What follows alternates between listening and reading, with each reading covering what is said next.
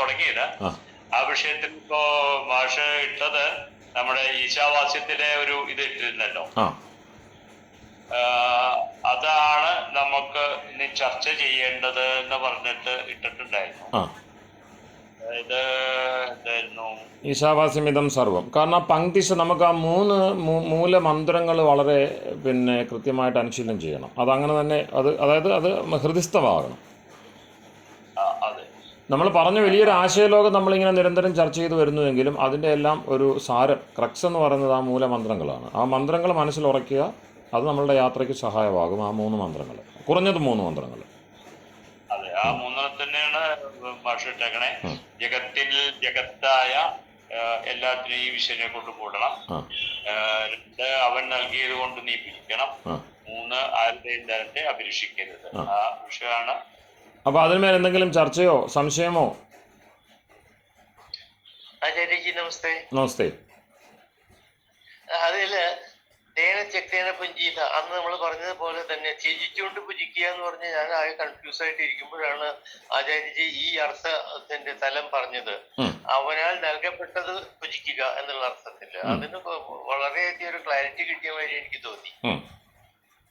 മറ്റേതിന് അർത്ഥം ഉണ്ടായിരിക്കും, എനിക്കത് ഉൾക്കൊള്ളാൻ കഴിയാഞ്ഞിട്ടായിരിക്കും. ജക്തേന പുഞ്ചീത എന്നുള്ള വാക്ക് ത്യജിച്ചുകൊണ്ട് പുജിക്കുക എന്ന് പറയുമ്പോ ഒരുപക്ഷെ എനിക്ക് അവിടം വരെ എത്താൻ കഴിയാത്തതുകൊണ്ടായിരിക്കാം ചിന്തയില്. എന്തായാലും അതെനിക്ക് അല്പം കൺഫ്യൂഷനായിട്ട് തന്നെ കിടന്നു. അപ്പോ അങ്ങ് പറഞ്ഞത് തേന ത്യക്തേന പുഞ്ചീത അവനാൽ, കാരണം ആ യജ്ഞം പരമാത്മാവ് ചെയ്യുന്ന ആ യജ്ഞം അദ്ദേഹം നമ്മൾക്കായിട്ട് ത്യജിച്ചിരിക്കുകയാണ് ഇതെല്ലാം എന്നുള്ള ആ ഒരു മീനിങ് ആണല്ലേ അന്ന് അങ്ങ് ഉദ്ദേശിച്ചത്? അവിടെ ത്യക്തേന ദത്തേന. ത്യക്തം എന്ന് വെച്ചാൽ ത്യാഗത്തിന് വെറുതെ കളയുക, അങ്ങനെയല്ല. ഇപ്പം സന്യാസത്തിലാണെങ്കിലും ആ കളയൽ കൂടുതൽ നല്ലതിന് വേണ്ടി, കുറഞ്ഞ മൂല്യമുള്ളതിനെ കൂടുതൽ മൂല്യത്തിന് വേണ്ടി കളയുക എന്നൊരു ലാഭേച്ഛ ആ ത്യാഗത്തിലുണ്ടല്ലോ, ത്യാഗങ്ങളിലെല്ലാം ഉണ്ടല്ലോ. ഇപ്പം അമ്മ, അച്ഛൻ, പിതൃക്കൾ അവർ സന്താന പരിപാലനം എന്ന വളരെ ഒരു വലിയ സാഹസം ഏറ്റെടുക്കുന്നു. അവരുടെ സ്വന്തം ഇഷ്ടങ്ങളെല്ലാം ത്യജിക്കുന്നു. ഈ സ്വന്തം ഇഷ്ടം ത്യജിച്ചാലും ലോകത്തിൻ്റെ ഗതിക്ക് പോഷകമായിട്ടുള്ള വലിയൊരിഷ്ടം, കൂടുതൽ വലിയൊരിഷ്ടത്തെ സാധിക്കുവാൻ അത് വേണം എന്നതുകൊണ്ടാണ് ഇന്നത്തെ തലമുറയ്ക്ക് പലർക്കും മനസ്സിലാവാത്ത ഒരു രഹസ്യത്തിൽ ഊന്നി നിന്നുകൊണ്ട് അവർ ത്യജിക്കുന്നത്. ആ ത്യാഗമാണ് ഇതുവരെ നമ്മളെ ഇവിടെ എത്തിച്ചിരിക്കുന്നത്.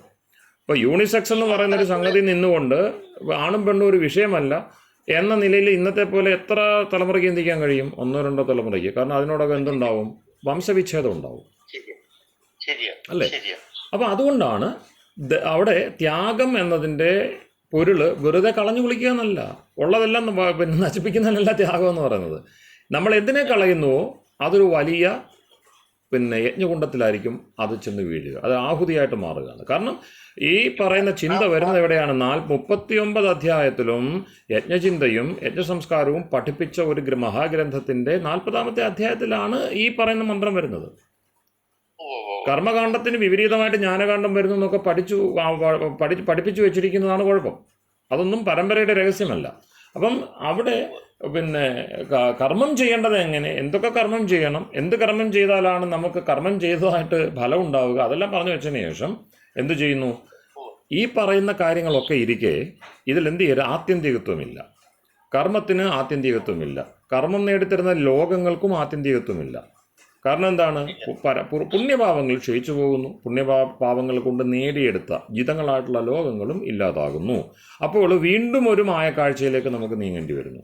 നമ്മൾ നേടിയതൊന്നും ഇല്ല എന്ന് തിരിഞ്ഞു നോക്കുമ്പോൾ, നേടിയത് തിരിഞ്ഞു നോക്കുമ്പോൾ ഇല്ല എന്ന് പല ഘട്ടങ്ങളിൽ നമുക്ക് തോന്നുന്നുണ്ടല്ലോ. വാസ്തവത്തിൽ അതാണ് ശങ്കരാചാര്യരെ പോലെയുള്ള വൈദിക ചിന്തകന്മാർ മുന്നോട്ട് വെച്ചിരിക്കുന്ന മായ, മിഥ്യ. തത്കാലത്തേക്ക് സത്യമെന്ന് തോന്നുന്നു, അത് നമ്മളെ ഭ്രമിപ്പിക്കുന്നു, അതിന് ആത്യന്തികത്വം കൽപ്പിക്കപ്പെടുന്നു. അപ്പം അത് ആത്യന്തികമെന്ന് തോന്നിയിട്ട്, അല്ലെങ്കിൽ ആരെങ്കിലുമൊക്കെ വിചാരിച്ച് നമ്മളുടെ കൂടെ നിൽക്കുന്നവരൊക്കെ നമ്മളെ ബോധ്യപ്പെടുത്തിയിട്ട് അത് ശരിയെന്ന് കരുതി, നമ്മളിപ്പം കുറച്ച് ഈസങ്ങളെ പറ്റിയൊക്കെ പറഞ്ഞല്ലോ, ആ ഈസം ഈ ഈസം ഇതിൻ്റെ എല്ലാം പുറമെ നമ്മൾ ആരുടെയൊക്കെയോ കൈപിടിച്ച് നടന്ന് കയറി എത്തി തിരിഞ്ഞു നോക്കുമ്പോൾ ഒന്നുമില്ല എന്ന് ചിന്ത വരുന്നതിനാണ് മായ എന്ന് പറയുന്നത്, മിഥ്യ എന്ന് പറയുന്നത്. അപ്പോൾ അത് എപ്പോഴും ഉണ്ടാകും. കർമ്മകാണ്ഡത്തിൽ ഏറ്റവും ശ്രദ്ധിക്കേണ്ടതാണ് ഈ ഒരു വിഷയം. അതുകൊണ്ട് ആദർശമാക്കേണ്ടത് എന്ത് എന്നത് ഉപനിഷത്ത് ഭാഗത്ത് പറയുകയാണ്. ഉപനിഷത്ത് ഭാഗം എന്ന് വെച്ചാൽ എല്ലാ ഉപദേശവും കഴിഞ്ഞതിന് ശേഷം രഹസ്യം പറഞ്ഞു കൊടുക്കുന്നതിനാണ് ഉപനിഷത്ത് എന്ന് പറയുന്നത്. ഇവിടെ തേന തെക്തേന ആ രണ്ട് വാക്കിന്റെ അർത്ഥം എങ്ങനെ വ്യക്തമായില്ല. തേന ആരെ പറ്റിയാണോ നേരത്തെ തൃതീയയിൽ ഉപദേശിച്ചത്, ഈശേന വാസ്യം ആരെ കൊണ്ട് എന്ത് ചെയ്യണമെന്ന് പറഞ്ഞു. അതെ, പിന്നെ ഇവിടെ എന്താണ് പറയുന്നത്, directing the instruments to achieve the strict on goals of the individual self. കുറേ കാര്യങ്ങളൊക്കെ നമ്മൾ ഉത്തരവാദിത്വമൊക്കെ പറഞ്ഞു, അത് ചെയ്യണം, ഇത് ചെയ്യണം, നീ പിതാവാണ്, മകനാണ്, ഓക്കെ, അച്ഛനാണ്, മകനാണ്, അമ്മയാണ്, നീ തന്നെയാണ് കുമാരനും, നീ തന്നെയാണ് കുമാരിയും, നീ തന്നെയാണ് വടി കുത്തി നടക്കുന്ന വൃദ്ധനും, ഇതെല്ലാം ഉപദേശിച്ചു കഴിഞ്ഞു. അപ്പോൾ ഓരോ കാലഘട്ടത്തിലും ചെയ്യേണ്ട കർമ്മങ്ങളൊക്കെ പറഞ്ഞു. 39 അധ്യായത്തിൽ അതിൻ്റെ എല്ലാം മനോഹരമായിട്ടുള്ള വിവരണങ്ങളെല്ലാം ചെയ്തതിന് ശേഷം ഇതൊന്നും അല്ലാത്തൊരു നീ ഉണ്ടല്ലോ, കുമാരനായിരുന്നവനും കുമാരിയായിരുന്നവനും വൃദ്ധനായിരുന്നവനും ബാലനായിരുന്നവനും ഒക്കെ ആരാണ്? അതെല്ലാം കൂടെ ഒന്നായിരിക്കാൻ പറ്റത്തില്ലല്ലോ. അപ്പം ബാലനല്ല വൃദ്ധൻ, കുമാരിയല്ല കുമാരൻ, അങ്ങനെയിരിക്കെ നീ അതെല്ലാം ആയിരിക്കുന്നത് എന്തുകൊണ്ട്?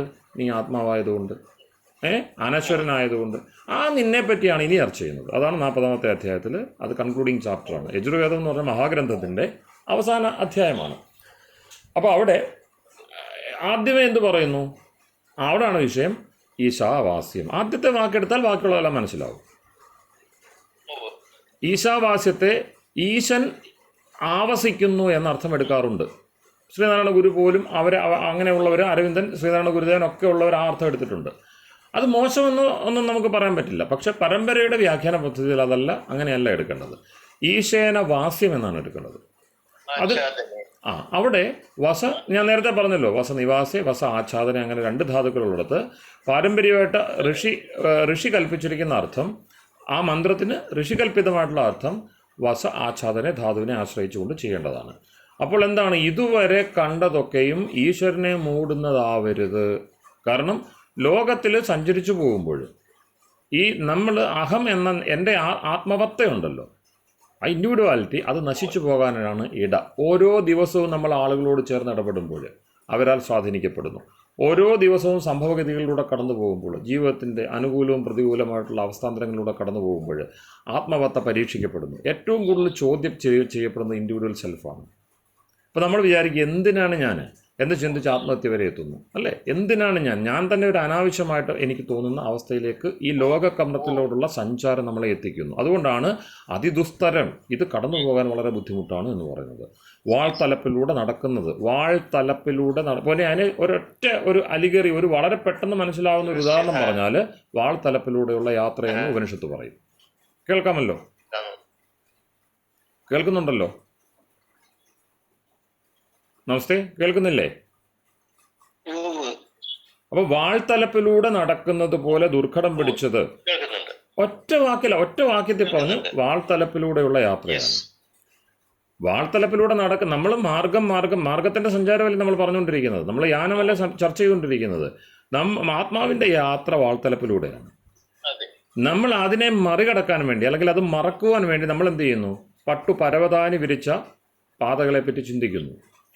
നമ്മൾ അതിനുവേണ്ടിയാണ് നിരന്തരം പരിശ്രമിച്ചുകൊണ്ടിരിക്കുന്നത്. അതായത് കല്ലും മുള്ളും ദുർഘടങ്ങളും ഒക്കെ, നേർരേഖയില്ലാത്ത, ഇടം വലം എപ്പോഴും വളഞ്ഞു തിരിഞ്ഞു പോകുന്ന പ്രകൃതിയുടെ, ജഗത്തിൻ്റെ നിരന്തരം പരിവർത്തനശീലമായ രൂപം മാറിക്കൊണ്ടിരിക്കുന്ന ഒരു സംഗതിയെ നമ്മൾ നിരപ്പാക്കാൻ നോക്കിക്കൊണ്ടിരിക്കുക, ചതുരശ്രമാക്കാൻ നോക്കിക്കൊണ്ടിരിക്കുക. വാസ്തു, എഞ്ചിനീയറിംഗ് എല്ലാം നമ്മൾ അതിനു വേണ്ടിയുള്ളതാണ്. പ്രകൃതിയുടെ വളവ് തിരിവുകൾ നീക്കി ചതുരശ്രമാക്കി, മനോഹരമാക്കി, നല്ലൊരു പൂന്തോട്ടമാക്കി അതിനെ മാറ്റി ഇവിടെ തന്നെ സ്വർഗം പണിയുവാൻ നമ്മൾ കഷ്ടപ്പെട്ടുകൊണ്ടിരിക്കുകയാണ്. അത് അസാധ്യമാണ്. കാരണം അതിൻ്റെ അന്തർലീനമായ വൈരുദ്ധ്യം കൊണ്ട് അതെന്താണ്? ജഗത്താണ്. ജഗത്യാം, വീണ്ടും പറയുന്നു, ആവർത്തിച്ച് പറയുകയാണ്, ജഗത്യാം ജഗത്ത്, ജഗതിയാണിത്. ഇത് ഭൂമിയാണ്, അല്ലെങ്കിൽ ലോകം. അതിൻ്റെ സ്വഭാവം എന്താണ്? യത് കിംച ജഗത്ത്, അതിലെന്തുണ്ടോ അതൊക്കെയും ജഗത്താണെന്ന് വെച്ചാൽ ഇളകി മറിയുന്നതാണ്. ഗച്ഛതീതി ജഗത്ത്. അപ്പൊ യത്കിഞ്ച ജഗത്യാം ജഗത്ത്, ഇതിൽ ഇളകി മറിയാത്തതായിട്ട് ആകെ ഉള്ളത് നീ മാത്രമാണ്. പക്ഷെ നീ എന്ത് ചെയ്യുന്നു? നീ എന്ന് പറഞ്ഞാൽ സെൽഫ്, ത്വം അസി എന്ന് പറയുന്ന ആ നീ. അവിടെ ആ നീ എന്ത് ചെയ്യുന്നു? അധ്യാരോപം ചെയ്തിട്ട് നീ ലോകത്തിൻ്റെ വേഷമാണ് ഇപ്പോൾ ധരിച്ചിരിക്കുന്നത്. ശരീരമുണ്ട്, ആ ശരീരമാണ് നീ എന്ന് ധരിച്ചത് തൊട്ട് ഞാൻ ശരീരമാകുന്നു, ഇത് എൻ്റേത് എന്നല്ല, ഇത് ഞാനാണ് എന്ന ഉത്തമ ബോധ്യത്തോടെ ലോകത്തെ സമീപിക്കുകയാണ്. ലോകത്തിൽ വന്ന് പെടുന്ന എല്ലാം എൻ്റേതായിട്ട് മാറുകയാണ്. ലോകത്തിൻ്റെ സങ്കടങ്ങൾ എൻ്റെ സങ്കടമായിട്ട് മാറുകയാണ്. അപ്പം രസം എന്താണ്? ആത്മാവ് എന്തിനു വേണ്ടി വന്നുവോ അതൊഴിച്ച് ബാക്കി എല്ലാറ്റിനെ സംബന്ധിച്ചും ആത്മാവ് കൺസേൺഡാണ്. ആത്മാവ് എന്തിനാണ് ശരീരം എടുത്തത് എന്നത് അത് അതാണ് എൻ്റെ രസം എന്ന് പറയുന്നത്. അതാ ഇന്നത്തെ ഒരു മിഥ്യാത്വം എന്ന് പറയുന്ന സംഗതി അതാണ്. ആത്മാവ് നിത്യശുദ്ധാദി വിശേഷങ്ങളുള്ള ഒരു നിത്യവസ്തുവായിരിക്കെ അത് ഒരു കുട്ടിയായിട്ട് കിടന്ന് കാണിച്ചുകൊണ്ടിരിക്കുന്ന കോലാഹലങ്ങൾ, കോപ്രായങ്ങൾ അല്ലെങ്കിൽ ബാലലീലകൾ, ഓക്കെ, അതൊക്കെ ഒന്ന് കണ്ടു നോക്കിക്കോ, ഒന്ന് ഓർത്തെടുത്ത് നോക്കി. അതെല്ലാം കാണുമ്പോൾ എത്ര കണ്ട് മിഥ്യയിലാണത് എന്ന് തിരിച്ചറിയാൻ കഴിയും. നമുക്കത് രസമായിട്ട് തോന്നും. പക്ഷെ ആലോചിച്ച് നോക്കി, ഒരു നിത്യവസ്തുവാണ് ഈ കോപ്രായങ്ങൾ കാണിക്കുന്നത്. അപ്പോൾ അതിനെ ആ നിലയിൽ അതിൻ്റെ വലിയ വളർച്ചയാണ്. എന്തുപോലും അതിരാത്രമോ അശ്വമേധമോ പോലും ഈ ബാലലീലകളുടെ തന്നെ ഒരു വികസിത രൂപമായിട്ടേ ആർക്ക് കാണാൻ കഴിയുള്ളൂ? പരമാർത്ഥ തത്വത്തിൽ നിലകൊള്ളുന്ന ഒരു വ്യക്തിക്ക്, ഒരു ഋഷിക്ക് കാണാൻ കഴിയുള്ളൂ. അത് നമ്മൾ അവരെ കുറ്റം പറഞ്ഞിട്ട് യാതൊരു കാര്യമില്ല.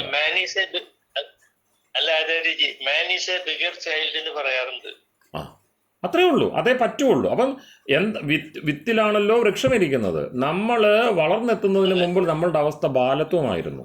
ഓക്കെ, ആ ബാലത്വത്തിൻ്റെ വികാസം എപ്പോഴും, അതായത് അതിൻ്റെ ആ അനുരണനം, റെസോണൻസ് എപ്പോഴും നമ്മുടെ സ്വഭാവത്തിലുണ്ടാകും. അപ്പോൾ അവിടെ അതിന് വേണ്ടുന്ന പരിഭാഗങ്ങളെല്ലാം 39 അധ്യായത്തിൽ കർമ്മകാണ്ഡം കൊണ്ട് പറഞ്ഞു വെച്ചിട്ട് അടുത്തതിലേക്ക് ഉപാസനാകാണ്ഡത്തിലേക്ക് യാത്ര പോകണം. നമുക്ക് സാമവേദത്തിലേക്ക് സഞ്ചരിക്കണം, സാമവേദത്തിലൂടെ സഞ്ചരിക്കണം. അതിനുള്ള ആമുഖമാണ്, പൂർവ്വപീഠികയാണ് 40-ാമത്തെ അധ്യായത്തിൽ ആരംഭിക്കുന്നത്. എന്താണ്?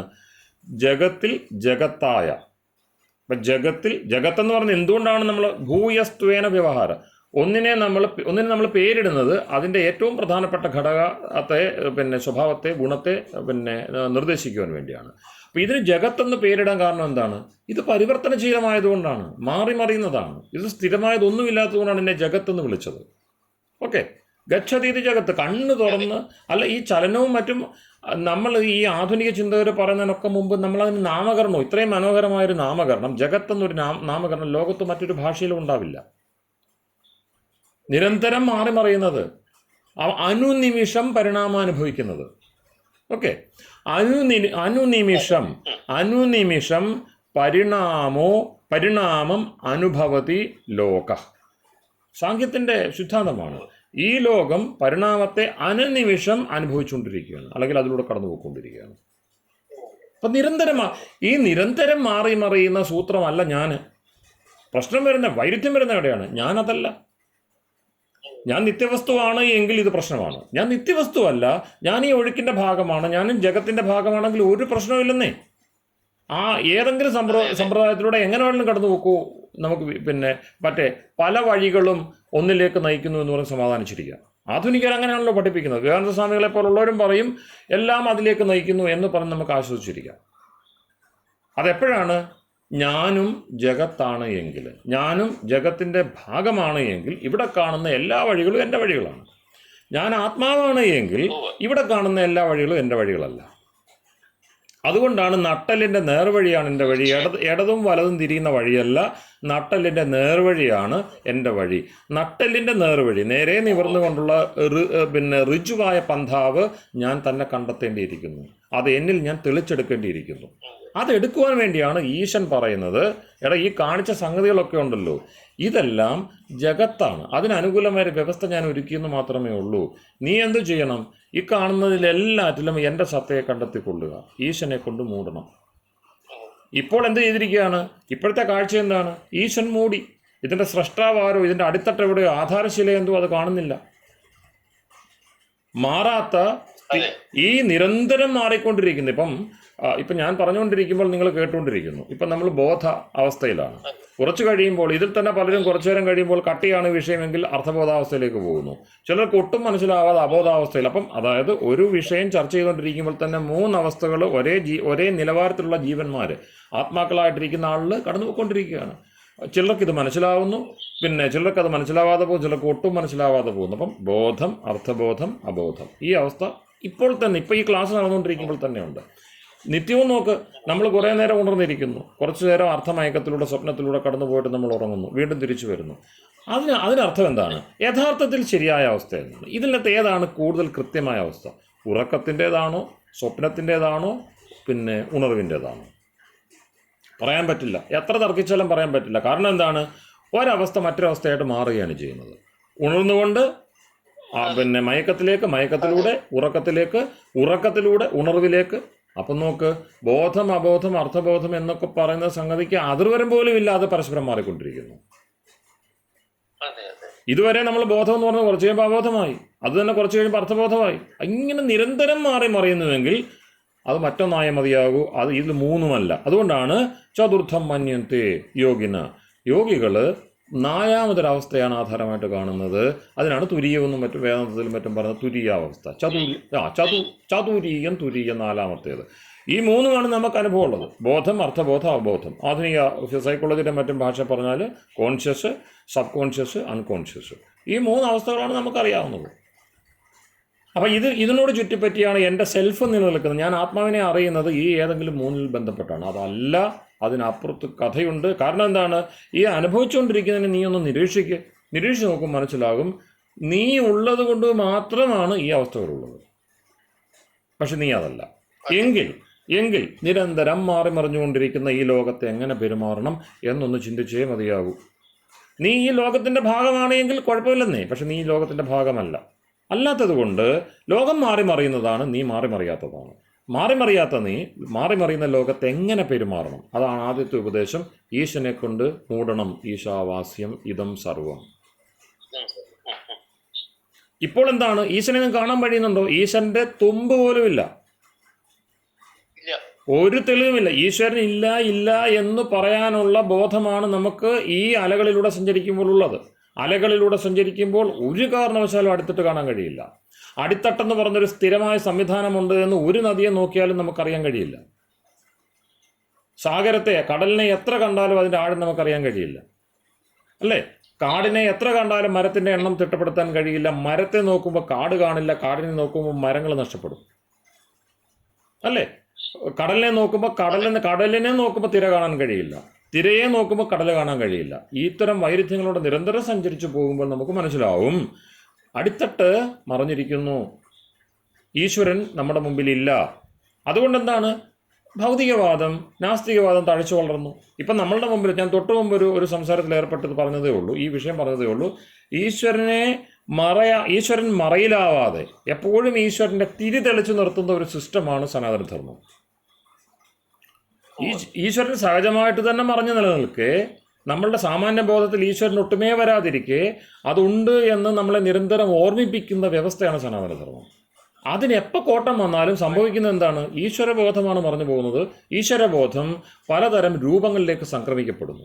ഈശ്വരൻ വ്യക്തിയായിട്ട് മാറുന്നു, ഈശ്വരൻ വിഗ്രഹമായിട്ട് മാറുന്നു, ഈശ്വരൻ കേവലം തത്വമായിട്ട് മാറുന്നു, ഈശ്വരൻ സഹജ സാന്നിധ്യമായിട്ട്, ജീവൻ്റെ എപ്പോഴും അടിത്തട്ടിലിരിക്കുന്ന തുണയായിട്ട്, സാക്ഷിയായിട്ട്, നിരന്തരമുള്ള മാർഗദർശകനായിട്ട്, ഗായത്രിയുടെ പ്രേരിതാവായിട്ട്, ഗായത്രിയുടെ സവിതാവായിട്ട് ഒരിക്കലും നമുക്ക് അദ്ദേഹത്തെ കിട്ടില്ല. അതുകൊണ്ടാണ് ആകെ ചെയ്യേണ്ട ഇത്രേ ഉള്ളൂ: ഈശ്വരനെ കൊണ്ട് ഇതിനെ മൂടണം.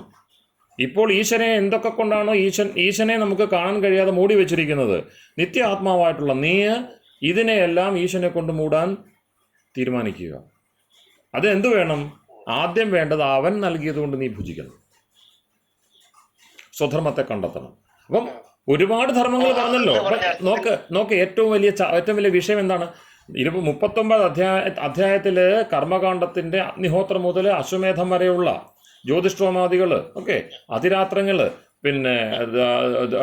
പിന്നെ ദർശ പൗർണമാസേഷ്ടികൾ, ഇങ്ങനെ നിത്യകർമ്മങ്ങൾ, നൈമിത്യകർമ്മങ്ങൾ, കാമ്യകർമ്മങ്ങൾ, നിഷിദ്ധ കർമ്മങ്ങൾ, ഇതിൻ്റെ എല്ലാം സ്വരൂപം വരച്ചു കാട്ടി. അപ്പോൾ ഇതിൽ സാധകന് സംശയം വന്നു, ഇതിലേതാണ് എൻ്റെ കർമ്മം? എല്ലാം കൂടെ എനിക്ക് ചെയ്തുകൊണ്ട് യജുർവേദത്തിൻ്റെ 39 അധ്യായത്തെയും സാക്ഷാത്കരിച്ചുകൊണ്ട് എനിക്ക് കർമ്മിയായിട്ട് ഒരായുസ് പൂർത്തിയാക്കാൻ കഴിയില്ല. അവിടെയാണ് എന്ത് ചെയ്യണം പറഞ്ഞു. ഇതാണ് കർമ്മകാണ്ഡം, ഇതാണ് ഇവിടെ നമ്മൾ വന്നിരിക്കുന്ന ഇന്ന കാര്യങ്ങൾ ചെയ്യാൻ വേണ്ടിയാണ്. മനസ്സും വാക്കും ശരീരവുമുള്ള ഒരു വ്യവസ്ഥയിലേക്ക് നമ്മൾ വരുന്നു. അത് മാനസികവും വാചികവും കായികവുമായ കർമ്മങ്ങളെ മുൻനിർത്തിയാണ് നമുക്ക് ജീവിക്കേണ്ടത്. അതെല്ലാം വിവരിച്ചു കഴിഞ്ഞു. അവിടെയാണ് സ്വധർമ്മശങ്ക വരുന്നത്. അതുകൊണ്ടാണ് സ്വധർമ്മത്തെ തിരിച്ചറിയണമെങ്കിൽ വ്യക്തമായിട്ട് സ്വം എന്ന് പറയുന്ന ആത്മാവിൻ്റെ കണ്ണാടിയിൽ നോക്കണം. ആത്മാവിൻ്റെ കണ്ണാടിയിൽ നോക്കുമ്പോൾ കാണുന്ന ബിംബത്തിൻ്റെ പേരാണ് ഈശ്വരൻ. ആത്മാവിൻ്റെ കണ്ണാടിയിൽ നോക്കുമ്പോൾ കാണുന്ന ആത്മാവ് തെളിയുന്നു, സ്വച്ഛമാകുന്നു. എല്ലാത്തരം ബാധകളും ഇല്ലാതെ അത്രയും തെളിഞ്ഞ ആത്മബിംബത്തിൽ, ചൈതന്യ ബിംബത്തിൽ എന്ത് പ്രതിഫലിക്കുന്നു അതിൻ്റെ പേരാണ് ഈശ്വരൻ, ശുദ്ധ ചൈതന്യം. അപ്പോൾ സ്വാഭാവികമായിട്ട് എന്ത് ചെയ്യുന്നു? ഈ ജഗത്തിൻ്റെ ബാധ്യതകളെ, ജഗത്തിൻ്റെ പ്രതിഭാസങ്ങളെ, നിരന്തരം മാറി മറിയുന്ന മായക്കാഴ്ചകളെ, നമ്മളുടെ ആത്മസത്തയെ കൂടി വെല്ലുവിളിച്ചുകൊണ്ട് പ്രകാശിച്ചുകൊണ്ടിരിക്കുന്ന ഈ പറഞ്ഞ ലോകത്തിൻ്റെ വെളിച്ചമൊക്കെ എന്തായിട്ട് ഇരുട്ടായിട്ട് മാറും. വെളിച്ചം ഇരുട്ടായിട്ട് മാറുന്നു. ഇരുട്ടിൽ കിടന്ന ഈശ്വരൻ വെളിച്ചമായിട്ട് മാറുന്നു. അവിടെയാണ് അവൻ നൽകിയതുകൊണ്ട് ഭുജിക്കുക. കാരണം ഭോഗാനുഭവത്തെ നിയന്ത്രിച്ചേ മതിയാകൂ. സ്വധർമ്മം കൃത്യമായിട്ട് ഒരുപാട് കാര്യങ്ങളുണ്ട്, ലോകത്തിൽ ഒരുപാട് കാര്യങ്ങളുണ്ട്, നമുക്ക് ചെയ്യാൻ കഴിയുന്ന ഒരുപാട് കാര്യങ്ങളുണ്ട്. അതിൽ ഈ സമയത്ത് എന്ത് ചെയ്യണം എന്ന കാര്യത്തിൽ കൃത്യമായിട്ട് തീരുമാനമെടുക്കണം. അതിനുവേണ്ടി ഈശ്വരീയമായിട്ടുള്ളൊരു ജീവിതചര്യ പിൻപറ്റിയേ മതിയാകൂ, അവൻ നൽകിയതുകൊണ്ട്. കാരണം ഈശ്വരൻ എന്താ ചെയ്തിരിക്കുന്നത് കാണുക. വിഷ്ണു കർമാണി പശ്യത യഥോ വ്രതാനി പസ്പശേ. വിഷ്ണുവിൻ്റെ കർമ്മങ്ങളെ ലോകത്തിൽ അനുസന്ധാനം ചെയ്യൂ, അതുകൊണ്ട് വ്രതങ്ങളെ ശീലിക്കൂ. ഈശ്വരൻ ലോകത്ത് പ്രവർത്തിക്കുന്നു, നിത്യസത്തയായിട്ട് പ്രവർത്തിച്ചുകൊണ്ടിരിക്കുന്നു, നിത്യസാന്നിധ്യമായിട്ട് പ്രവർത്തിച്ചുകൊണ്ടിരിക്കുന്നു എന്ന തിരിച്ചറിവ് വെളിച്ചത്തിൽ നിന്നുകൊണ്ട് ലോകത്തെ കാണുമ്പോൾ, ഈശ്വരൻ്റെ കർമ്മങ്ങളെ കാണുമ്പോൾ നമ്മുടെയും വ്രതങ്ങൾ ഒന്നൊന്നായിട്ട് തെളിഞ്ഞു വരും. എന്ത് ചെയ്യണം? അപ്പോൾ അവിടെ സ്വധർമ്മം ഉണ്ടാകുന്നു. പരധർമ്മോ ഭയാവഹ എന്ന് ഗീതയും മറ്റും പറയുന്നത്. അവിടെ ശ്രദ്ധിക്കേണ്ട ഒരു കാര്യമാണ്, അങ്ങനെ മുന്നോട്ട് പോകുമ്പോൾ പലതും നേടിയത് നമ്മുടെ ശ്രദ്ധയപ്പെടും. ധനം, അവിടെ ധനം എന്ന് പറയുന്ന ഒരു ഉപലക്ഷണമാണ്. പലരും പല നേട്ടങ്ങളും കൊയ്തുവല്ലോ, അവർ ആ വഴിയിലൂടെ സഞ്ചരിച്ച് കൂടുതൽ നേടിയല്ലോ, അപ്പം ഞാനും ആ വഴിക്കൊന്ന് പോകുന്നതല്ലേ നല്ലത്. ഇങ്ങനെ മാർഗഭ്രംശത്തെ പറ്റിയുള്ള മാർഗഭ്രംശത്തിനുള്ള വഴി നമ്മൾ തന്നെ എന്ത് ചെയ്യും? കണ്ടെത്തും. മാർഗത്തിലായ ഒരാൾക്ക് മാർഗഭ്രംശം ഉണ്ടാവാം, വേദത്തിന് പകരം ലക്ഷ്യഭേദമുണ്ടാകാം. ലക്ഷ്യത്തെ മുറിച്ചു കളയണമെന്നാണ് പറയുന്നത്. എന്താ പറയുന്നത്? ബ്രഹ്മത്തൽ ലക്ഷ്യമുച്ചതി. അല്ലയോ ജീവൻ, നിന്റെ ലക്ഷ്യം ബ്രഹ്മമാകുന്നു. അപ്രമത്തേന വേദവ്യം. തെറ്റില്ലാതെ മുറിച്ചുകൊള്ളണം ആ ലക്ഷ്യത്തെ. ഏത് വീഴ്ത്തണം? യുദ്ധമാണത്. അപ്പോൾ ഈ സംഗ്രാമത്തിൽ നീ ജയിക്കണം. അതിനെന്ത് വേണം? ശരവത് തന്മയോ ഭവേത്. നീ ശരത്തെ പോലെ തന്മയമാകണം. അവനവനെ അറിഞ്ഞ് അവനവനിൽ അഭയം പ്രാപിക്കണം. അവനവനെ അഭയം പ്രാപിക്കുക വെച്ചാൽ സാർത്ഥമാകുമെന്നൊന്നും അർത്ഥമല്ല, അതൊക്കെ വേറെ കാര്യം. ശരവത് തന്മയോ ഭവത്. അവിടെ എന്ത് വേണം? പ്രണവോ ഹ്യേഷ. പ്രണവമാകുന്ന ധനുസിൽ ആത്മാവാകുന്ന ശരം. ശരോഹ്യേഷ ആത്മാ. പ്രണവോ ധനു ശരോഹ്യേഷ ആത്മാ. ബ്രഹ്മത്തൽ ലക്ഷ്യമുച്ചതി. പ്രണവമാകുന്ന ധനുസ്, ആത്മാവാകുന്ന ശരം, ലക്ഷ്യം ബ്രഹ്മമാകുന്നു. അപ്പം പ്രണവമാകുന്ന ധനുസിൽ ആത്മാവാകുന്ന ശരത്തെയേറ്റി ബ്രഹ്മമാകുന്ന ലക്ഷ്യത്തെ ഭേദിക്കുക എന്നതിൻ്റെ സാധാരണമായിട്ടുള്ള വ്യവഹാരമാണ് അവൻ നൽകിയതുകൊണ്ട് നീ ഭുജിക്കുക. ആരുടെയും ധനത്തെ അഭിലഷിക്കരുത്. കാരണം എന്താണ്? പലരും പല നേട്ടവും പല വഴിക്ക് നടന്ന് കൊയ്തിട്ടുണ്ടാവും. അതുകൊണ്ട് നീ നിന്റെ സ്വധർമ്മം പരധർമ്മമാക്കി കളയരുത്. ധനം എന്ന് പറയുന്ന ഉപലക്ഷണമാണ്. എന്ത് തരം മറ്റുള്ളവരുടെ കർമ്മത്തിന് എന്ത് ഫലം ഉണ്ടായാലും അത് നിന്നെ ബാധിക്കരുത്. അത് വീണ്ടും കാരണം എന്താണ്? നേരത്തെ ലോകമുണ്ടാക്കിയ മായക്കാഴ്ചകളുണ്ടല്ലോ, ആ മായക്കാഴ്ചകൾക്കും അപ്പുറത്താണ് ഓരോ വ്യക്തിയും ഉണ്ടാക്കിയ നേട്ടങ്ങളുടെ പട്ടിക നമ്മളുടെ മുമ്പിൽ വന്ന് നമ്മളെ കൊതിപ്പിച്ചുകൊണ്ടിരിക്കുന്നു. അപ്പോൾ സാധകനെ സംബന്ധിച്ച് ഏറ്റവും വലിയ സമസ്യയാണ്, ശരിയായ സാധന ചെയ്യുന്നവന് പോലും ഞാൻ ചെയ്യുന്നത് ശരിയാണോ? കണ്ടില്ലേ, അവരൊക്കെ നന്നായി പോകുന്നത് കണ്ടില്ലേ, ഞാൻ ഒന്നും ആയില്ലല്ലോ എന്ന ചിന്ത നിരന്തരം നമ്മളെ പീഡിപ്പിച്ചുകൊണ്ടിരിക്കും. അവിടെയാണ് അങ്ങനെ ചിന്തിച്ചാൽ സ്വധർമ്മം നഷ്ടപ്പെടും. ഈശ്വരനെ മുൻനിർത്തി കർമ്മം ചെയ്യുന്ന അതിനൊരു സഹജത വരണം. ആ സഹജതയാണ് കർമ്മം ചെയ്യുന്നിടത്ത് ഈ ബോധത്തോടു കൂടി കർമ്മം ചെയ്യണമെന്നാണ് ഇനി പറയുന്നത്. എന്നിട്ട് എന്ത് പറയുന്നു? ആ കുറുവന്നെ വേഹ കർമാണി. നേരത്തെ പറഞ്ഞ കർമ്മങ്ങളുണ്ടല്ലോ, 39 അധ്യായത്തിൽ പറഞ്ഞ കർമ്മങ്ങൾ, അത് ചെയ്തുകൊണ്ട് തന്നെ ജീവിക്കുവാനുള്ള ഇച്ഛ വെച്ച് പുലർത്തണം അല്ലേ? അപ്പം പക്ഷേ ഒന്നാമത്തെ മന്ത്രത്തിൽ ദേവയാനത്തെ മുൻനിർത്തിക്കൊണ്ട് തന്നെയാണ് യാത്ര. നമ്മൾ അവിടേക്ക് എത്താൻ വൈകുമെന്ന് മാത്രമേ ഉള്ളൂ. ഇന്നല്ലെങ്കിൽ നാളെ നമ്മൾ എത്താതെ വഴിയില്ലെന്ന് മാത്രമല്ല, നമ്മളുടെ യാത്ര യഥാർത്ഥത്തിൽ ആത്മാവിൻ്റെ യാത്ര സംഭവിക്കുക. അതുവരെ ശരീരത്തിൻ്റെ യാത്രയാണ്, അതുവരെ മനസ്സിൻ്റെ യാത്രയാണ്, അതുവരെ സങ്കല്പങ്ങളുടെ യാത്രയാണ്, അതുവരെ ഇഷ്ടാനിഷ്ടങ്ങളുടെ യാത്രയാണ്, അതുവരെ രാഗദ്വേഷങ്ങളുടെ യാത്രയാണ്. ആത്മാവിൻ്റെ യാത്ര അപ്പോൾ സംഭവിച്ചിട്ടില്ല. അതായത് അസുരയാനത്തിൽ മുഴുവനും വിരുദ്ധ ദുസ്സങ്കല്പങ്ങളുടെ യാത്രയാണ്. പിതൃയാനത്തിലെത്തുമ്പോൾ പിന്നെയും കുറച്ചുകൂടി പിന്നെ ലക്ഷ്യത്തോട് അടുക്കുന്നുണ്ട് എന്ന് പറയും. അപ്പോഴും പുണ്യഭാവങ്ങൾ അവിടെയുണ്ട്, പുണ്യഭാവങ്ങളെ ചുറ്റിപ്പറ്റിയുള്ള സങ്കല്പങ്ങൾ അവിടെയുണ്ട്. ഇതെല്ലാം വിട്ടുകൊണ്ട് ശുദ്ധമായ ആത്മാവിൻ്റെ യാത്ര ദേവയാനത്തിൻ്റെ പന്ഥാവിലെത്തുമ്പോൾ മാത്രമേ ആരംഭിക്കുകയുള്ളൂ എന്നതുകൊണ്ട് അതിന് കൂടുതൽ കരുതൽ വേണം. അതുകൊണ്ടാണ് അത് ആദ്യമേ ഉപദേശിച്ചത്. അപ്പോൾ ഈശ്വരനിലൂടെ സഞ്ചരിക്കുക, ലോകത്തിലൂടെ സഞ്ചരിക്കാനല്ല പറയുന്നത്, ഈശ്വരനിലൂടെ സഞ്ചരിക്കണം.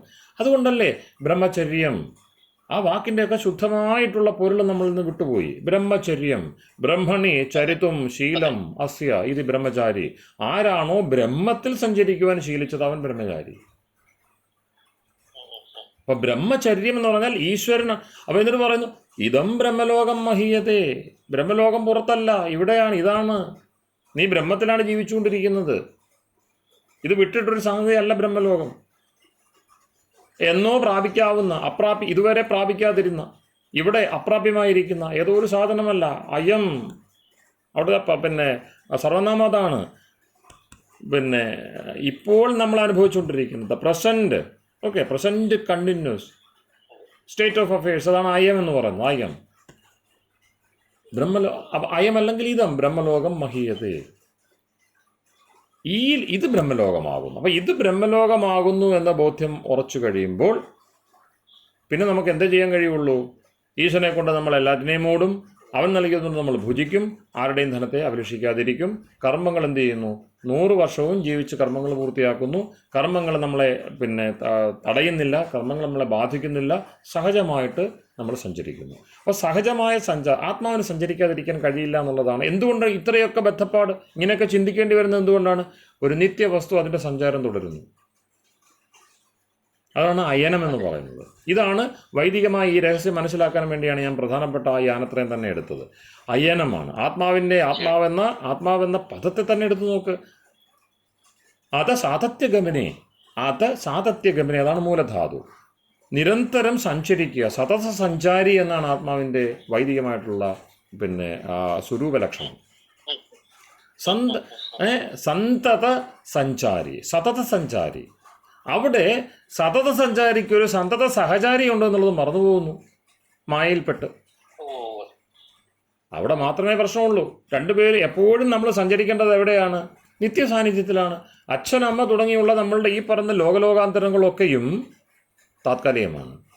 അത് ഇഹജന്മവേദ്യമാണ്. അത് തന്നെ അമുത്ര പരജന്മത്തിലുണ്ടാവണമെന്നില്ല. മുമ്പുണ്ടായിരുന്ന ഇനി വരാൻ പോകുന്ന അച്ഛനമ്മമാർ തന്നെയല്ല ഇക്കാലത്തെ അച്ഛനമ്മമാർ. പക്ഷെ എന്നും ആരുണ്ട്? സഹചാരിയായിട്ട്, പിന്നെ നിരന്തര ലോകമായിട്ട്, മാറ്റമില്ലാത്ത ലോകമായിട്ട്, ഗുരുവായിട്ട്, മിത്രമായിട്ട്, ദ്വാസുപർണ സയുജ സഖായ. അത് തന്നെ തീർച്ചയായിട്ടും. അപ്പം നമ്മെ നിരന്തരം നിരീക്ഷിച്ചുകൊണ്ട് അനുഗ്രഹ ബുദ്ധിയോടുകൂടിയിരിക്കുന്ന, എന്ന് മാത്രമല്ല വെറുതെ മാറി നിൽക്കുന്ന നമ്മളുടെ സൗകര്യങ്ങളൊക്കെ നോക്കി പിന്നെ ഇടയ്ക്കൊരു ശുദ്ധവായു നൽകുന്ന ജോലിയല്ല ചെയ്യുന്നത്. മറിച്ച് എന്ത് ചെയ്യുകയാണ്? കർമ്മണ്യേവാധികാരസ്ഥേ മാ ഫലേഷു കഥാജന എന്ന് പറഞ്ഞ് നമ്മൾ ചെയ്യുന്ന ഫലത്തെ കൂടി നിർണയിക്കുവാൻ പാകത്തിനുള്ള കർമാധ്യക്ഷനായിട്ടിരിക്കുകയാണ്. അപ്പോൾ കർമാധ്യക്ഷനായ ഒരു സുഹൃത്തിൻ്റെ അതാണ് ഈ നരനാരായണ സങ്കല്പം. ഈശ്വരൻ ശ്രീകൃഷ്ണൻ, അർജുന, ഈ പറഞ്ഞ വ്യവഹാരങ്ങളൊക്കെയും വരുന്നത് നമ്മൾ ഈ ഒരു ഭാവത്തെ പുരസ്കരിച്ചാണ്. എപ്പോഴും ഈശ്വരൻ മിത്രവത്തായിട്ട്, മിത്രൻ എന്നാണല്ലോ വേദത്തിലെ ഈശ്വരൻ്റെ ഏറ്റവും പ്രധാനപ്പെട്ട ഒരു നാമം, മിത്രനാണ്. മിത്രം ബാക്കിയുള്ളവർക്കൊക്കെ നമ്മളെ എന്തെങ്കിലും വെറുക്കാൻ കഴിയും. നമുക്ക് ഏറ്റവും വേണ്ടപ്പെട്ടവരെന്ന് പറഞ്ഞവർ എപ്പോഴെങ്കിലും നമ്മളെ ഒരു നിമിഷമെങ്കിലും വെറുത്തിട്ടുണ്ടോ? അച്ഛനാവട്ടെ അമ്മയാവട്ടെ. വെറുപ്പിൻ്റെ അംശം ഒരിക്കലും ഇല്ലാതെ എപ്പോഴും സ്നേഹിക്കാൻ മാത്രം കഴിയുന്ന, ഇനി നമ്മൾ ഏറ്റവും കൂടുതൽ ദുർഘടം അനുഭവിക്കുന്നു, ഏറ്റവും കൂടുതൽ ദുസ്സഹമായ നരകയാതന അനുഭവിക്കുന്നു എന്ന് പറയുമ്പോഴും നമ്മളെ കഴുകിയെടുത്തുകൊണ്ടിരിക്കുന്ന ഈശ്വരൻ. അപ്പം ആ മിത്രത എന്ന് പറയുന്നതിൻ്റെ പരമ തത്വമായിട്ടിരിക്കുന്ന വസ്തുവിനെ മറന്നുകൊണ്ട് ലോകത്ത് വ്യവഹരിക്കരുത്. കാരണം എന്താണ്? നീ ഈ പറഞ്ഞ ഈ ലോകവും ഈ ബ്രഹ്മാണ്ടവും ഒക്കെ ഉണ്ടല്ലോ, ഇതൊക്കെ വലിയ സയൻറ്റിഫിക് തത്വങ്ങളായിക്കോട്ടെ, പക്ഷേ ഇത് എത്ര കാലത്തുണ്ട്? ഇതിനു മുമ്പ് എവിടെയായിരുന്നു നീ ഈ രൂപത്തിൽ ഇതേപോലെയാണോ ഈ പ്രപഞ്ചത്തെ അനുഭവിച്ചിരുന്നത്? ഇനി ശേഷം അതുപോലെ തന്നെയാണോ ഉള്ളത്? അപ്പോൾ ഈ പറഞ്ഞ ഇടക്കാലത്തെ കേവലം ഒരു അനന്തകാലത്തിൽ ഒരു ചെറിയൊരു ഇടവേളയിൽ കാണുന്നതിനെ മാത്രം നീ ഒരു പെരുത്ത സത്യമായിട്ട് കണ്ട് ഭ്രമിച്ചു പോയല്ലോ. അപ്പോൾ ഇത്രയും കാലത്ത് നിൻ്റെ അനുഭവം എന്തായിരുന്നു? നീ ഈശ്വരനെ കണ്ടു, ഈശ്വരൻ്റെ കൂടെ ഇരുന്നു എന്ന് പറയാൻ തന്നെ നിനക്ക് നാണമാകുന്നില്ലേ? ഇതാണ് വിഷയം. അപ്പം ഇങ്ങനെ സനാതനത്വത്തെ ബോധ്യപ്പെടുത്തി തരിക. എന്തോ കുറച്ചുകൂടി സുഖകരമായ ആ ഒരു സങ്കല്പം എനിക്ക് ഇടയ്ക്ക് തോന്നാറുള്ളത് ഈ ആത്മനെ തിഷ്ഠൻ ആത്മനന്തരോ യമാത്മാനവേദ യസ്യാത്മാ ശരീരം. അപ്പൊ പിന്നെ ഈ അന്വേഷിച്ച് നടക്കേണ്ട ഒരു ബന്ധപ്പാടില്ലല്ലോ. ഇല്ല, ആത്മാവിനെ ശരീരമാക്കി. പൃഥ്വിയിലുണ്ടെങ്കിൽ പൃഥ്വി ആരുടെ ശരീരമായിരിക്കുന്നു, അഗ്നിയിലുണ്ട് എങ്കിൽ അഗ്നി ആരുടെ ശരീരമായിരിക്കുന്നു. അങ്ങനെ ആത്മാവിൽ വിജ്ഞാനാത്മനിധിഷ്ഠൻ, ഇത് ബൃഹദാരണ്യോപനിഷത്തിലെ ഭാഗമാണ്. വിജ്ഞാനാത്മാവിൽ ഇരുന്നുകൊണ്ട് അത് ആർക്ക് ശരീരമായിട്ട് ആര് ശരീരമാക്കിയെടുത്തുകൊണ്ട് അതിൽ പരിവർത്തനം ചെയ്തുകൊണ്ടിരിക്കുന്നു. അവിടാണ് വിഷയം. അതാണ് പ്രജ്ഞാനം ബ്രഹ്മ എന്ന ഐതിഹ്യത്തിൽ ഇതിനെ എല്ലാം സമാഹരിച്ചാണ് പ്രജ്ഞാനം ബ്രഹ്മ. പ്രജ്ഞാനേത്രോ ലോക, ഇത് പ്രജ്ഞയാകുന്ന കണ്ണൊത്തിരിക്കുന്നു. ഈ ലോകം സാധാരണമല്ല, അസാധാരണത്വത്തിനുണ്ട്. ഇതിനെ സാധാരണമാക്കി തകർത്ത് കളയാം. എങ്ങനെ? ഒറ്റ ജന്മമേ ഉള്ളൂ. ബാക്കി നോക്കിക്കോ, ബാക്കിയല്ല എവിടെയൊക്കെയാണോ കൺഫ്യൂഷൻസ് ഉണ്ടാകുന്നത്, എവിടെയൊക്കെയാണോ ദിഗ്ഭ്രമങ്ങൾ ഉണ്ടാകുന്നത്, എവിടെയൊക്കെയാണോ സംഘർഷങ്ങൾ ഉണ്ടാകുന്നത്, അവിടെയെല്ലാം ജന്മം ഒന്നേ ഉള്ളൂ എന്ന ചിന്തയാണ് കിടക്കുന്നത്. എല്ലാ പ്രശ്നങ്ങളുടെയും എല്ലാ സമസ്യകളുടെയും മൂലത്തിൽ കിടക്കുന്ന ഒറ്റ പ്രശ്നമാണ് ജന്മം ഒന്നേ ഉള്ളൂ എന്ന ചിന്ത. ഇന്ന് മതങ്ങളെന്ന് പറയുന്നത്, മതങ്ങൾ അല്ല പഠിപ്പിക്കേണ്ടത്, പക്ഷെ പല മതങ്ങളും അതാണ് പഠിപ്പിക്കുന്നത്. അതുകൊണ്ടാണ് ആസുരമായിട്ട് മാറി മതങ്ങളും. ശരിക്കും ഞാൻ എന്നും വളരെ എന്താ പറയാ സ്വതന്ത്രമായിട്ട് ഞാൻ ചിന്തിക്കാറുണ്ട്. മതങ്ങളുടെ ആവശ്യമില്ല, ആത്മീയതയുടെയും ധാർമ്മികതയുടെയും മാത്രമല്ലേ ആവശ്യമുള്ളൂ. അല്ല, മതങ്ങൾ അനിവാര്യമായിട്ട് മാറുന്ന ഇതുകൊണ്ടാണ്. ഈ കാലഘട്ടം, അതായത് ആധ്യാത്മികത തെറ്റായ ജലത്തിൽ തെറ്റായ കണ്ണാടിയിൽ പ്രതിഫലിച്ചിട്ടാണ് മതങ്ങളായിട്ട് മാറുന്നത്. ആത്മീയത അല്ലെങ്കിൽ ആധ്യാത്മികതയുടെ തെറ്റായ പ്രതിബിംബമാണ് മതം എന്ന് പറയുന്നത്. മതം എന്ന് പറഞ്ഞ് ഇന്നറിയപ്പെടുന്നത്. അപ്പോൾ അതവിടെ നിൽക്കട്ടെ. അപ്പം ഇങ്ങനെ ധ്യാനത്തെ സംബന്ധിച്ചുള്ള ബോധ്യം കൃത്യമായിട്ട് ഉണ്ടാക്കുക. നമുക്ക് ഈ മന്ത്രം ഇതുകൊണ്ട് തീരുന്നില്ല. ആ മന്ത്രത്തിൻ്റെ വരികളിലൂടെ സഞ്ചരിക്കാനും അതിൻ്റെ എന്തെങ്കിലും പ്രത്യയങ്ങളോ അർത്ഥമോ ധാതു പ്രത്യയ വിവേചനം, ഈശ ശബ്ദത്തിൻ്റെ അർത്ഥം ചിന്തിക്കണം. എന്തുകൊണ്ടാണ് ഇത്രയും പ്രധാനപ്പെട്ട ഒരു ഉപദേശം? ഈശ്വരന് അനേകം പദങ്ങളുണ്ട്. അപ്പം ഈശത്വം നൽകി. അപ്പം നമ്മൾ ആരാണെന്ന് ചോദിച്ചാൽ ശ്വേതശ്വരോപനിഷത്ത് പറയും അനീശനാണ്. സ്വാതന്ത്ര്യക്കുറവുണ്ട് നമുക്ക്, അനീശനാണ്. അപ്പം ആത്മാവ് അനീശനായിരിക്കെ ഒരു ഈശ്വരൻ നമുക്കുണ്ട്. അപ്പം നിന്തിരുവടി എന്നൊക്കെ പറയുന്ന ആ ഭാവത്തിൽ ഈശ്വരനെ കണ്ടുകൊണ്ട് വേണം കർമ്മത്തിൽ അദ്ദേഹത്തെ അധ്യക്ഷനാക്കുന്നത്. അപ്പം ബഹുമാന മിത്രമാണ്, എല്ലാമാണ്, നമ്മളുടെ സേവകനാണ്. ഏറ്റവും വലിയ വിഷയം നമ്മളുടെ സേവകനാണ്. അദ്ദേഹത്തിന് ശൂദ്രവൃത്തിയാണ് ഏറ്റവും ഇഷ്ടം. ഞാൻ നോക്കുമ്പോൾ അദ്ദേഹത്തെ ഏറ്റവും നല്ല ശൂദ്രനാണ് ഈശ്വരന്. ബ്രാഹ്മണനേക്കാൾ കൂടുതൽ ഏറ്റവും നല്ല ശൂദ്രവൃത്തിയാണ്. കാരണം എല്ലാവരുടെയും ജഗത്തിൻ്റെയും നമ്മളുടെ എല്ലാം സേവ ചെയ്തുകൊണ്ടിരിക്കുന്ന ഒരു ഭാവമാണ് എൻ്റെ മുമ്പിൽ പ്രത്യക്ഷപ്പെടുന്നത്. അപ്പോൾ അങ്ങനെ വരുമ്പോൾ നമുക്ക് അദ്ദേഹത്തെ കാണേണ്ടത് എങ്ങനെയെന്നുള്ളത് തീരുമാനിക്കണം. അമ്മയായിട്ട് കാണാം, അച്ഛനായിട്ട് കാണാം. അപ്പോൾ അതിനേക്കാളൊക്കെ നല്ലത് അധികാരിയായിട്ട് കാണുന്നതാണ്. കാരണം കർമ്മത്തെ കൃത്യമായിട്ട് നയിക്കണമെങ്കിൽ ആധികാരികമായിട്ടുള്ള ഒരു രൂപം വേണം. അതിനാണ് ഈശത്വം. അപ്പം ഈശ തുടങ്ങിയുള്ള ഓരോ ശബ്ദത്തിൻ്റെയും നമുക്ക് നോക്കുമ്പോൾ വളരെ എളുപ്പമെന്ന് തോന്നും. അങ്ങനെയല്ല. ഇന്ന് വരെയുള്ള എല്ലാ ധാർമ്മികതകളുടെയും ആധാരമായിട്ടാണ് ഈ മന്ത്രങ്ങൾ പ്രവർത്തിക്കുന്നത്. ഈ 3 മന്ത്രങ്ങൾ ഇതുവരെയുള്ള എല്ലാ ധർമ്മ സംഹിതകളുടെയും കൃത്യമായ താത്വിക ആധാരമാണ്. അപ്പോൾ അതിനെ തിരിച്ചറിഞ്ഞു കഴിഞ്ഞാൽ നമുക്കും ഈ പറയുന്ന ജീവിതയാത്ര കുറച്ചുകൂടി കൃത്യമാക്കാനും കുറച്ചുകൂടി നന്നായിട്ട് മനസ്സിലാക്കാനും ദുരൂഹതകൾ നീങ്ങിക്കിട്ടി നിഗൂഢതകൾ കുറച്ചുകൂടി വ്യക്തമായി എത്തേണ്ടിടത്ത് കുറച്ചുകൂടി എളുപ്പം എത്തിച്ചേരുവാൻ സഹായിക്കുമെന്ന് ഉറപ്പുണ്ട്. ആ നിലയിൽ ഈ മന്ത്രങ്ങളുടെ അധ്യയനം ചെയ്യണം. അപ്പോൾ അതിൽ മന്ത്രമാണ് എന്ന് കരുതി മാറ്റിവെക്കരുത്. ഓരോ വാക്കുകളിലൂടെ കടന്നു പോവുക, സംശയമുള്ളത് ചോദിക്കുക. അപ്പോൾ എനിക്ക് തോന്നുന്നു ഇന്നത്തെ നമുക്ക് ഇവിടെ നിർത്താം. വേറെ എന്തെങ്കിലും അടിയന്തരമായ കാര്യങ്ങളുണ്ടെങ്കിൽ ഒന്ന് സൂചിപ്പിക്കുക. വ്യക്തതയായിട്ടുണ്ട്. അങ്ങ് പറഞ്ഞ പോലെ തന്നെ ഇതിന്റെ വാക്കുകളിൽ കൂടി തന്നെ മനനം ചെയ്തു പോയി. സംശയങ്ങൾ വരുമ്പോൾ തീർച്ചയായിട്ടും ഇനിയും സംശയമുണ്ട്. കാരണം എന്താ പറയുമ്പോൾ ആ 3-4 അർത്ഥങ്ങളുണ്ടല്ലോ അതിനകത്ത്. ആ ഒറ്റ മന്ത്രത്തിലുള്ള ഒരു 3 അർത്ഥം, ഞാനത് ഏറ്റവും ചുരുങ്ങിയാണ് 3 അർത്ഥം പറഞ്ഞത്. ആ 3 അർത്ഥങ്ങൾ തമ്മിലൊന്ന് ബന്ധപ്പെടുത്തിക്കുക. എന്തുകൊണ്ടാണ് 1, എന്തുകൊണ്ടാണ് 2, എന്തുകൊണ്ടാണ് 3 ആ ക്രമത്തിൽ വന്നത്? ഇങ്ങനെ പല കാര്യങ്ങൾ ചിന്തിച്ചാലാണ് ഈ ചുരുളഴിയുന്നത്. ഓരോന്നിൻ്റെയും അതിൻ്റെ ഒരു സാമാന്യമായ അർത്ഥമാണ് ഞാൻ അവിടെ നൽകിയത്. ആ സാമാന്യമായ അർത്ഥം കൊണ്ട് വിശേഷത്തിലേക്ക് പോകണം. അത് ചിന്തിച്ചേ എത്തുകയുള്ളൂ. കാരണം ശ്രവണം, മനനം, നിധിധ്യാസനം, ദർശനം, ഇതാണ് ക്രമം. അപ്പോൾ ആദ്യം നമ്മൾ മന്ത്രത്തെ, ശ്രുതിയെ കേൾക്കുന്നു, ശ്രുതിയുടെ അർത്ഥം നമ്മൾ മനനം ചെയ്യുന്നു, അതിനെ നമ്മൾ നമ്മളുടെ ചിന്തയുടെയും നമ്മളുടെ ജീവിതത്തിൻ്റെയും ഭാഗമാക്കി മാറ്റുന്നു, അത് നമ്മൾ മെല്ലെ സാക്ഷാത്കരിക്കുന്നു. ആ പ്രക്രിയയിലൂടെ തന്നെ അത് പോകണം. അതുകൊണ്ടാണ് മന്ത്രത്തെ തന്നെ മുൻനിർത്തണം എന്ന് പറയുന്നത്. ഓക്കെ. മന്ത്രപൂതം ന്യസേത് വാചം, വാക്കിനെ മന്ത്രപൂതമാക്കണം. മന്ത്രം കൊണ്ടേ വാക്ക് ശുദ്ധമാവുകയുള്ളൂ. നമ്മുടെ വാക്കിന് ഒക്കെയും എന്തുണ്ടാകുന്നു? അർത്ഥപരിമിതികളുണ്ടാകുന്നു, കാലപരിമിതികളുണ്ടാകുന്നു, തെറ്റിദ്ധാരണകളുണ്ടാകുന്നു. പക്ഷേ ഇതൊന്നും മന്ത്രത്തെ ബാധിക്കില്ല. മന്ത്രം അതിനെ ചിന്തിക്കാനുള്ള ശേഷിയുള്ള, അല്ലെങ്കിൽ ചിന്തിക്കാനുള്ള മനസ്സുള്ള എന്ന് പറയുന്നത് ശേഷി ഒരു ഒരു ഒരു ഒരു പ്രശ്നമായിട്ട് ഞാൻ കാണുന്നില്ല. മനസ്സുള്ള ഒരാൾക്ക് മന്ത്രം അത് ചുരുളഴിഞ്ഞു വരും, അതിൻ്റെ ചുരുളിനെ അഴിച്ചു തരും. മനസ്സാണ് വേണ്ടത്. അപ്പോൾ അതുകൊണ്ട് മന്ത്രത്തിൽ മനസ്സ് വെക്കുക. ഏതാ പിന്നെ ശ്രദ്ധിച്ച് നടക്കണമെന്ന് പറയുന്നിടത്താണ് ദൃഷ്ടിഭൂതന്യസേത പാദം. കാല് വെക്കുന്നതിന് മുമ്പ് ദൃഷ്ടി കൊണ്ട് അതിനെ എന്ത് ചെയ്യണം? പവിത്രമാക്കിയിരിക്കണം. നോക്കാതെ നടക്കരുത്, നോക്കി വേണം നടക്കണമെന്ന് പറയുന്ന പോലെയാണ് വാക്ക് പറയുന്നത് മന്ത്രഭൂതമാകണം. മന്ത്രഭൂതം ന്യസേത് വാചം, വാക്കിനെ മന്ത്രഭൂതമായി വേണം വിന്യസിക്കേണ്ടത്.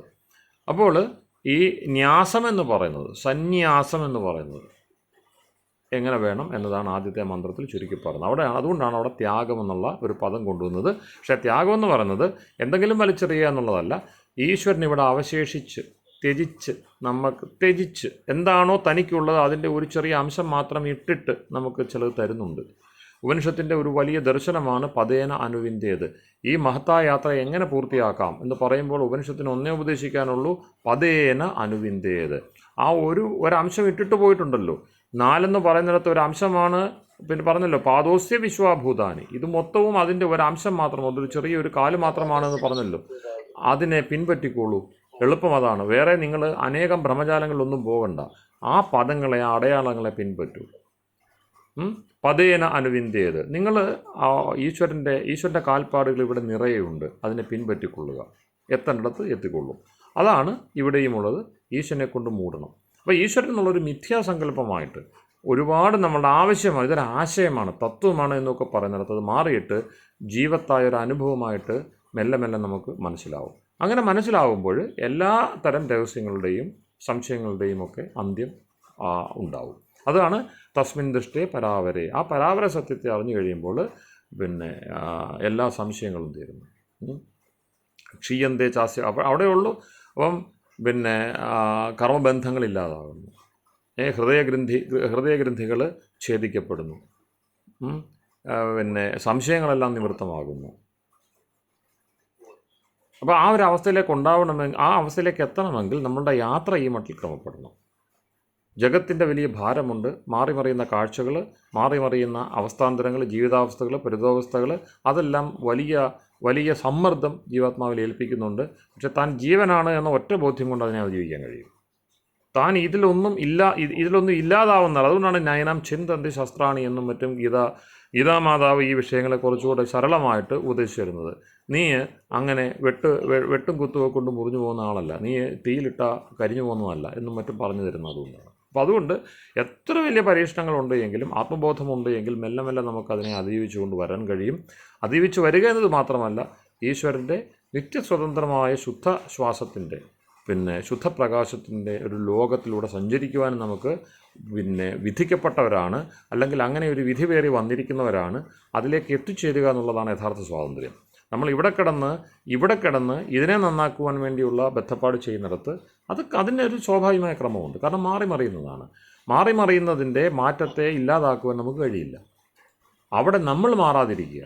അപ്പം പിന്നെ മാറുന്നതിനെ മാറ്റാതിരിക്കാൻ നമുക്കാവില്ല. പക്ഷേ മാറാതിരിക്കുന്നതിനെ ബാധ്യതപ്പെടുത്താനാവും.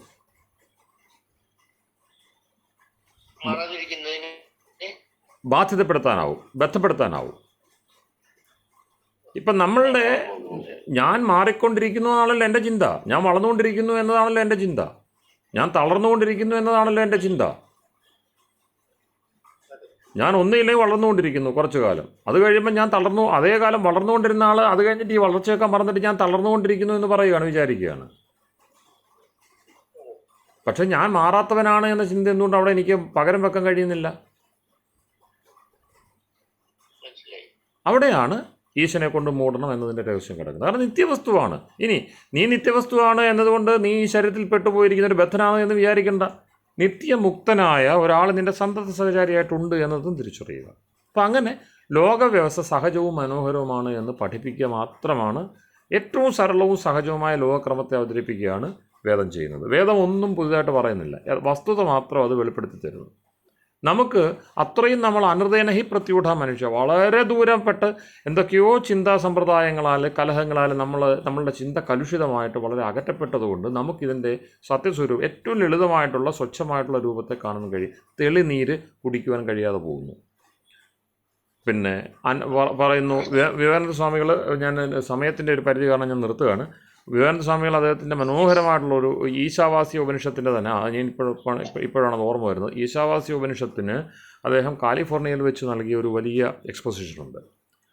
അത് പിന്നെ ഇപ്പോൾ ചിക്കാഗോ പ്രസംഗം തുടങ്ങി അദ്ദേഹത്തിൻ്റെ ചരിത്രപരമായിട്ടുള്ള വളരെ ശ്രദ്ധേയ മുഹൂർത്തങ്ങളുണ്ടായേക്കാം. പക്ഷേ എനിക്ക് ഏറ്റവും ഹൃദ്യമായിട്ട് തോന്നിയിരിക്കുന്നത്, ഏറ്റവും ഗംഭീരമായിട്ട് തോന്നിയിരിക്കുന്ന എക്സ്പോസിഷനാണ് ഈശാവാസ്യ ഉപനിഷത്തിൻ്റെ കാലിഫോർണിയ ചെയ്ത വ്യാഖ്യാനം. അപ്പോൾ അതിൽ പിന്നെ ഈ മതത്തിൻ്റെ രഹസ്യം എന്ത് എന്ന് ഉദ്ഘാടനം ചെയ്യുകയാണ് ഈ ഉപനിഷത്ത് ചെയ്യുന്നതെന്നാണ് അദ്ദേഹം പറയുന്നത്.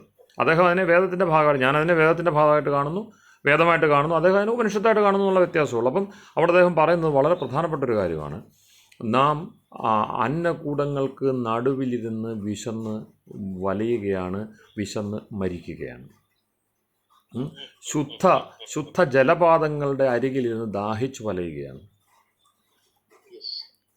ഇവിടെ ദാഹിക്കുകയും മരിക്കുകയും ചെയ്യുക, വിശക്കുകയും മരിക്കുകയും ചെയ്യുക, നിത്യദുരിതത്തിലാണ്ട് പോവുക. എപ്പോഴ്? വിശപ്പ് മാറാനുള്ള എല്ലാ വസ്തുക്കളും ഇരിക്കുക, ദാഹം മാറാനുള്ള ശുദ്ധജലം നിരന്തരമായിട്ട് പ്രവഹിച്ചുകൊണ്ടിരിക്കുക. ഈ ദുർഘടത്തെ മറികടക്കുവാൻ അതിൻ്റെ ഒരു രഹസ്യം അഴിച്ചു തരാനുള്ള താക്കോലാകുന്നു മതം. ഏത്? ആധ്യാത്മികത. മതം നമ്മൾ ഉദ്ദേശിക്കുന്ന ആധ്യാത്മികത. അപ്പോൾ ആധ്യാത്മികത അല്ലാതെ ഏതെങ്കിലും പിന്നെ വ്യവസ്ഥാപിതമായ മതത്തെ അല്ല അവിടെ മതം, കാരണം അവർക്കത് അങ്ങനെ തർജ്ജമ ചെയ്യാൻ പറ്റുള്ളൂ, അവിടെ ഇംഗ്ലീഷിൽ അങ്ങനെ റെൻഡർ ചെയ്യാൻ പറ്റുള്ളൂ. അതുകൊണ്ടാണ് അത് പറയുന്നത്. അപ്പോൾ ആധ്യാത്മികത, ഈശാവാസ്യ ഉപനിഷത്തിലൂടെ വെളിവാകുന്ന ആധ്യാത്മികത എന്ന് പറഞ്ഞാൽ ഇങ്ങനെ ഒരു കുട്ടിയെപ്പോലെ വിശന്ന് വലയുന്നു, വിശന്ന് കരയുന്നു, ഒരു കുട്ടിയെപ്പോലെ ദാഹിച്ച് നിലവിളിക്കുന്നു. അന്നകൂടങ്ങൾക്ക് വലിയ വലിയ അന്നത്തിൻ്റെ പർവ്വതങ്ങളാണ് മുമ്പിയിരിക്കുന്നത്, കാണാൻ കഴിയുന്നില്ല. അതൊന്ന് കണ്ടെത്തി തരുവാനുള്ള, അത് സഹജമാണെന്നും അത് നിൻ്റേതാണെന്നും ബോധ്യപ്പെടുത്തുവാനുള്ള ഏറ്റവും എളുപ്പമുള്ള വഴി എന്തെന്നുള്ളത് വെളിപ്പെടുത്തി തരിക. എന്തു മാറിയാലാണോ ഇത് തെളിയുക, അതിൻ്റെ രഹസ്യമാണ് ആധ്യാത്മികത ചെയ്തു തരുന്നത്.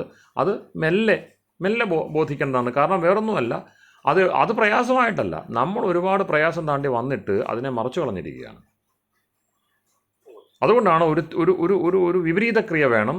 ഇപ്പോൾ നമ്മൾ ഈശ്വരനെ ഓരോ നിമിഷവും സഞ്ചരിച്ച് വ്യക്തിബോധത്തിലാണ്ട് നമ്മൾ ഈശ്വരനെ മൂടിക്കളഞ്ഞു, ജഗത്തിനെ കൊണ്ട് മൂടി, അവനവൻ്റെ സ്വത്വത്തെ കൊണ്ട് മൂടി, അങ്ങനെ മൂടി എന്തൊക്കെയോ മൂടി. ഇതൊന്നും എടുത്ത് കളഞ്ഞു കഴിഞ്ഞാൽ എന്താണോ ശുദ്ധവും സ്വച്ഛമായിട്ട് കാണുന്നത് അത് തന്നെയാണ് ബ്രഹ്മസത്ത. അതിനെ ആശ്രയിച്ചുകൊണ്ടാണ് നമ്മളുടെ യാത്ര പൂർത്തിയാക്കേണ്ടത്. യാത്ര പൂർത്തിയാവില്ല, യാത്ര തുടരേണ്ടത്. കാരണം ഇതൊരിക്കലും പൂർത്തിയാവാത്ത യാത്രയാണ്. അതാണ് ഇതിൻ്റെ രസം എന്ന് പറയുന്നത്. ഇത് നിരന്തരമാണ്. അത് സാതത്യഗമനെ, ആത്മാവിനെ ഇതിനേക്കാൾ നന്നായിട്ട് ആത്മാവെന്ന പേരുകൊണ്ടല്ലാതെ ആത്മാവിനെ അല്ലെങ്കിൽ ആ ജീവനെ വിവരിക്കുവാൻ വേറൊരു പദവുമില്ല ലോകത്ത്. അത് സാതത്യഗമനെ, നിരന്തരം സഞ്ചരിച്ചുകൊണ്ടിരിക്കുന്നത്, നിരന്തരം സഞ്ചരിച്ചുകൊണ്ടിരിക്കുക. അപ്പോൾ യാനം അത് വെറും ചലനമാകരുത്. വെറും ചലനത്തിൻ്റെ കൂടെ ഉണ്ടായി മറഞ്ഞു അങ്ങനെ പോകരുത്. മറിച്ച് അത് യാനമാകണം, യാത്രയാവണം. ആ യാത്ര എല്ലാവരും ചേർന്നുകൊണ്ടാവണം. അത് ബ്രഹ്മത്തോടൊപ്പമാവണം, ഈശ്വരനോടൊപ്പം ആവണം. ഈ ഒരു ആദേശം മാത്രമേ വേദത്തിന് ഈ ഒരു വിഷയത്തിൽ കൂട്ടിച്ചേർക്കാനുള്ളൂ. വേറൊന്നുമില്ല. വേദം വേറൊന്നും പഠിപ്പിക്കുന്നില്ല. ആ വേദത്തിൻ്റെ പാഠസംഗ്രഹമാണ് ഈ 3 മന്ത്രങ്ങളിലുള്ളത് എന്നതുകൊണ്ട് നമുക്കതിനെ പിന്നെ ബാക്കിയുള്ള വിഷയങ്ങളിലേക്കെല്ലാം വെളിച്ചം കാട്ടുന്നതായിട്ട് കണ്ടുകൊണ്ട് അനുശീലനം ചെയ്യണം. അതിനെ ചെറുതായിട്ട് 3 ഉള്ളൂ എന്ന് കാണരുത്, 4, 3, 7 വരിയേ ഉള്ളൂ എന്ന് വിചാരിക്കരുത്. അതിനകത്ത് എല്ലാം ഉണ്ട് എന്ന് കരുതി അതിനെ അനുസന്ധാനം ചെയ്യണമെന്ന പ്രാർത്ഥനയോടെ ഞാൻ തത്കാലം ഇന്നത്തെ നമ്മുടെ ചർച്ചയോടെ അവസാനിപ്പിക്കുന്നു. ബാക്കി എന്തെങ്കിലും ഉണ്ടെങ്കിൽ അടുത്ത ഘട്ടത്തിൽ എന്തായാലും നിങ്ങൾ അനുസന്ധാനം ചെയ്യണം. ഓരോ വരിയും ഓരോ വാക്കും എടുത്ത് തമ്മിലുള്ള ബന്ധം, അത് ഒരു ചെറിയ ഒരു വെളിച്ചമായിട്ട് മാത്രമേ എൻ്റെ എഴുതിനെ കണ്ടാൽ മതി, വിവർത്തനത്തെ കണ്ടാൽ മതി. മൂലമന്ത്രത്തിലേക്ക് തന്നെ മനസ്സിനെ കൊണ്ടുപോകണം. ഓം.